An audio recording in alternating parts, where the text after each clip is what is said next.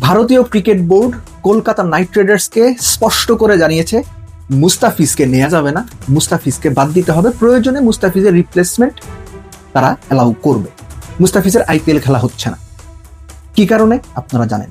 তার আগে একটা প্রশ্ন, মূল আলোচনাতে যাবার আগে, ক্রিকেট ভদ্রলোকের খেলা, সত্যিকার অর্থে ক্রিকেট কি এখন আর ভদ্রলোকের খেলা আছে, নাকি এক শ্রেণীর বেনিয়া কিংবা ব্যবসায়ীদের হাতের পুতুল হয়ে গেছে?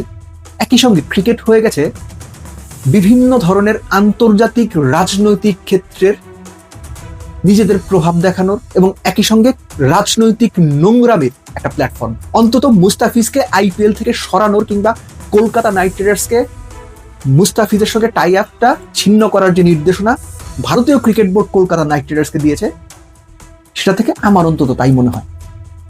ছি ছি, জাস্ট লজ্জা।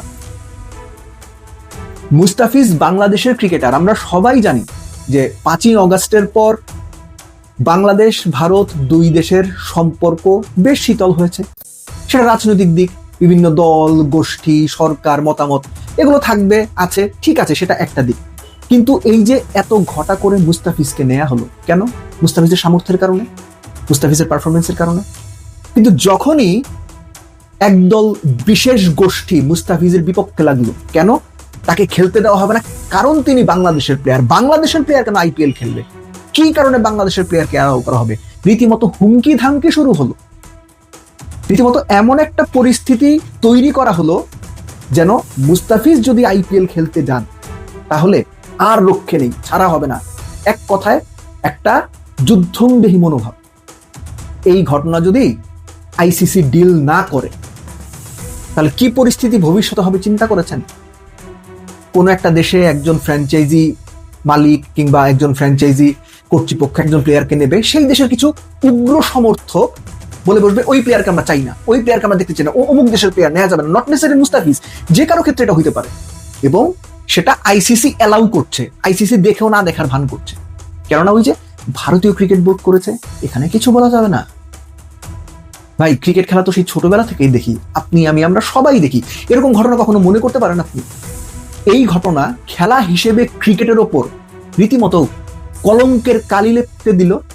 একই সঙ্গে ভারতীয় ক্রিকেট সিস্টেমটা কিংবা ভারতীয় ক্রিকেট এখন যে একটা বিশেষ গোষ্ঠীর নিয়ন্ত্রণে এবং পুরো গ্লোবাল ক্রিকেটটাই যে এই গোষ্ঠী নিয়ন্ত্রণ করতে চায় এবং ক্রিকেটের মধ্যে দেশ ধর্ম জাত পাত এগুলো নিয়ে এসে ক্রিকেটটাকে কলুষিত করতে চায়, তার একটা নিকৃষ্ট প্রমাণ হয়ে রইল মুস্তাফিজকে আইপিএল খেলতে না দেওয়ার ব্যাপারে, কিংবা মুস্তাফিজের সঙ্গে চুক্তি টার্মিনেট করার ব্যাপারে, কিংবা মুস্তাফিজকে দলে না দেওয়ার ব্যাপারে কেকেআরকে দেওয়া ভারতীয় ক্রিকেট বোর্ডের নির্দেশনা। বিশ্বাস করেন, অনেক বছর পরেও এই নিকৃষ্ট ঘটনা উদাহরণ হয়ে থাকবে যে এরকম ঘটনা ঘটেছিল। I am feeling sorry for Mustafiz. ঠিক আছে, তাকে যদি অ্যালাউ না করা হয় তিনি খেলবেন না, কিন্তু এই জবাবগুলো যেন যে কোনো সময় যখন খেলা হবে, আন্তর্জাতিক ম্যাচ হবে, সেটা যেন আমাদের ক্রিকেটাররা দিতে পাবে। আইপিএলে না, টাকার ঝনঝনা নিতে না, টি20 ওয়ানডে টেস্টে না, খেলার মাধ্যমে যে কোনো ফরম্যাটে বাংলাদেশ যেন জবাব দিতে পারে, এটাই হচ্ছে প্রত্যাশা। এবং একই সঙ্গে আবারও বলবো, এরকম নিকৃষ্ট ঘটনা ক্রিকেট খেলাটাকে রীতিমতো প্রশ্নবিদ্ধ করে দিচ্ছে। এবং সবচেয়ে বড় কথা হচ্ছে, ক্রিকেট খেলাটা কারা নিয়ন্ত্রণ করছে? যারা ক্রিকেটকে ভালোবাসি আমরা বা যে ক্রিকেটটা পছন্দ করি, তাদের মনে হয় প্রশ্ন তো এখন তৈরি হওয়ার সুযোগ হয়েছে, অ্যাকচুয়ালি ক্রিকেট আর ভদ্রলোকের খেলা নেই, বরং ক্রিকেটের মধ্যে রাজনীতি ঢুকেছে, আগেও ছিল, এখন সেটা নোংরাভাবে ঢুকেছে এবং নিকৃষ্ট মানুষেরা ক্রিকেটটাকে গ্লোবালি নিয়ন্ত্রণ করছে।